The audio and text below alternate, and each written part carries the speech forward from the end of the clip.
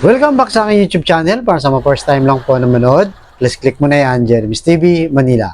Anyway guys, wala nang po ba ito, libre lang. Tulong mo na lang din sa kapwa mo. Alright, thank you very much po. So topic natin for today's reflection. Sa pagpasok ng bagong taon, lalo na noong December 31, bago mag-January 1, punong-puno tayo ng pag-asa. Di ba? Mga positive vibes. Gusto natin ito yung mga plano natin, napakaganda. Sisimulan mo na yung pagda-diet mo, di ba? Mag-gym ka na, magiging healthy food na lagi kinakain mo, at kung ano-ano pa. So marami tayong mga iniisip na bagay.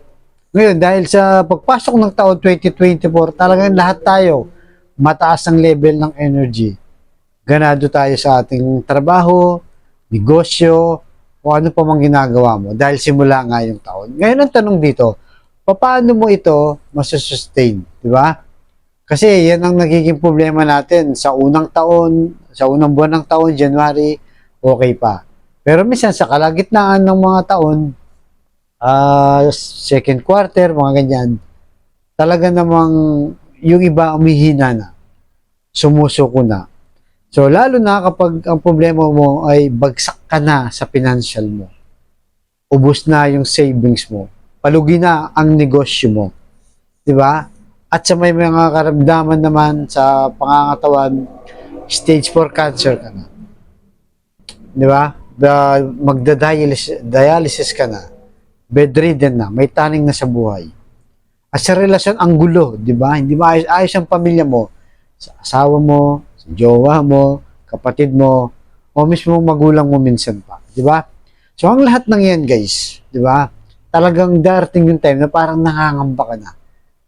Nag-aalala ka na. Stress ka na sa dami mo nang iniisip. Kaya, paano natin ito paglalabanan? Ito mga bagay na ito na pangamba, worries, di ba? Sa ating buhay. So, ayon sa Isaias, chapter 4:10, ito yung paalala sa atin ng Biblia. Huwag kang mangamba dahil ako ang Diyos mo.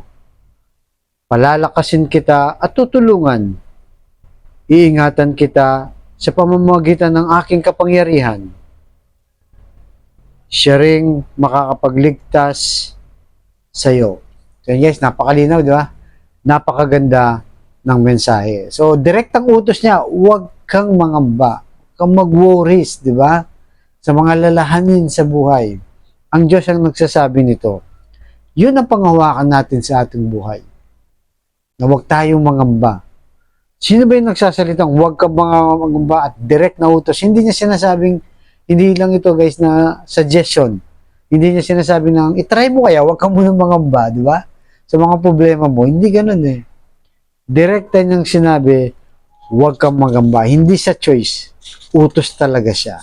Hindi siya suggestion, hindi siya ideas, kundi utos talaga ng Diyos.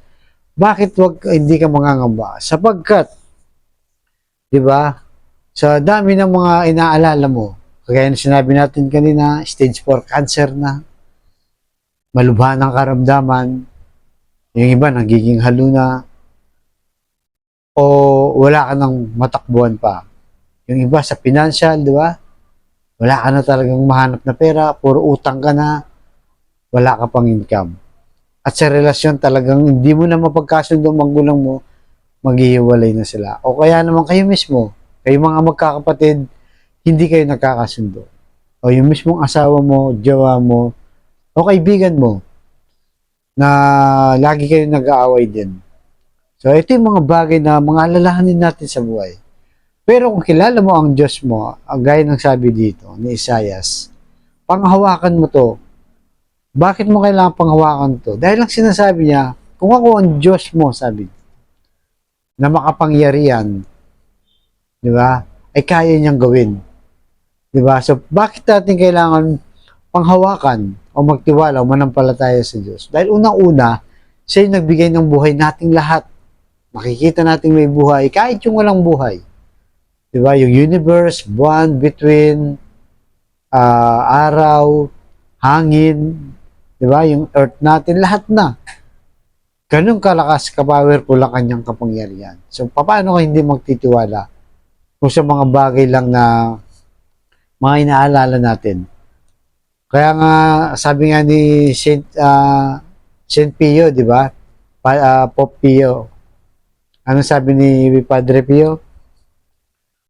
The worries, sabi niya, di ba? Worries is useless. So, wala. Useless lang ang worries kasi nga, unang-una, pag masyado kang nag-alala, nangamba, nasasayang lang yung oras mo. Hindi rin naman ito masasolusyonan ng mga problema mo. Kaya tumingin ka lang sa Diyos, lumapit ka, kumapit ka, dahil lang sabi niya, pangako ng Diyos, iingatan kita, tutulungan kita. Kumpleto na guys, di ba? Kumpleto na.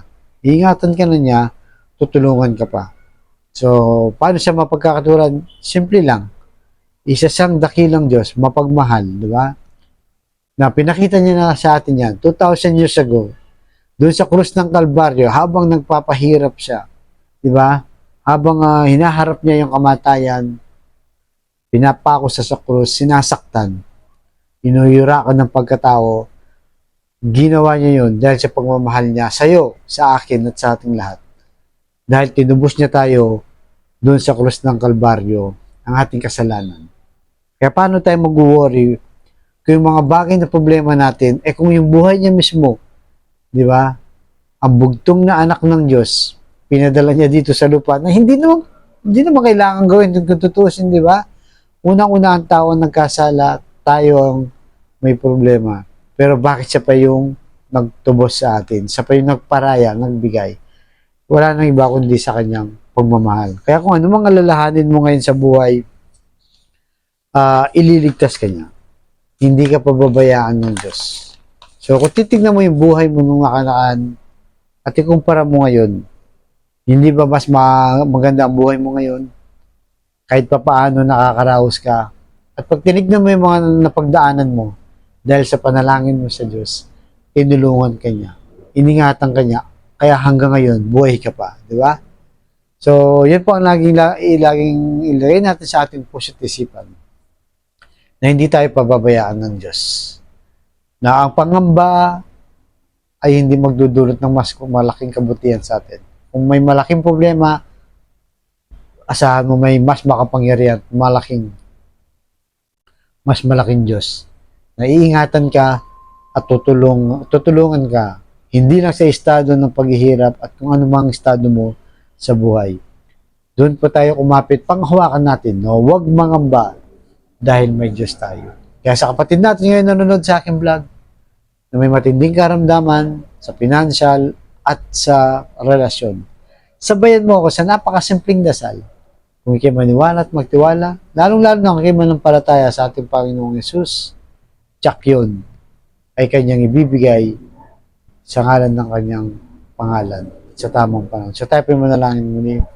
Lord, i-bless niyo po ang kapatid namin nanonood sa aking vlog na may matinding karamdaman. Stage 4 cancer na, Lord. Nagdialysis na, Lord. May taning na sa buhay. Bedridden na, Lord. At kung ano pa mang karamdamang bumabalot sa kanyang katawan, Lord, ipuhin niyo po, Lord, ng inyong mapagpalang kamay. Mapagpagaling na kamay. Haplusin niyo po, Lord. Yakapin niyo po, tanggalin niyo po ang kanyang karamdaman. Ganon din po sa relasyong nagkawatak-watak at nagkasira-sira, Lord. Pagbigkis-bigkisin niyo po muli ang kanilang pamilya. Balik sa dati magandang relasyon. At sa financial, Lord, na kailangan namin lahat.